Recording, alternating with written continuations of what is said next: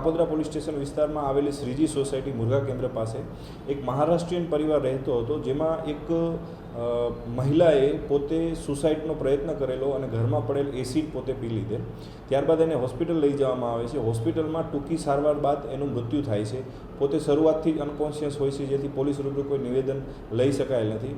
ત્યારબાદ આ મહારાષ્ટ્રીયન ફેમિલીના પરિવારના જે પિયરના સભ્યોને બોલાવતા પિયરના સભ્યો ગઈકાલે આવેલા અને પોતે એવી જાહેરાત પોલીસ સમક્ષ કરેલી કે ભાઈ અમારી દીકરી છેલ્લા 5 વર્ષથી આ વ્યક્તિ સાથે લગ્ન સંબંધમાં જોડાયેલી હતી, જેને 2 સંતાનો હતા. એ દીકરીને અસહ્ય ત્રાસ હતો અને શારીરિક તથા માનસિક ત્રાસના હિસાબે દીકરી અવારનવાર અમને ફોન કરતી, અમને જાણ કરતી. અમે દીકરીનો પરિવારનો ઘર બગડીને તેના માટે અવારનવાર સમાધાનો કરતા, પરંતુ દીકરી અંતે કંટાળીને પોતે સુસાઇડનો પ્રયત્ન કરેલ અને દીકરી ગુજરી ગયેલ છે, એક્સપાયર થઈ ગયેલ છે. જે અનુસંધાને તેમના પતિ, તેમના સસરા તથા તેમના પરિવારના અન્ય સભ્યો સામે આત્મહત્યાના દુષ્પ્રેરણની ફરિયાદ આપેલી. જે ફરિયાદ નોંધી તાત્કાલિક કાર્યવાહી કરી એમના પતિ અને એમના સસરાની હાલ ધરપકડ કરવામાં આવેલ છે અને પરિવારના બીજા સભ્યો જેના વિરુદ્ધ આક્ષેપો છે તેને શોધવાના પ્રયત્નો હાલ ચાલુ છે.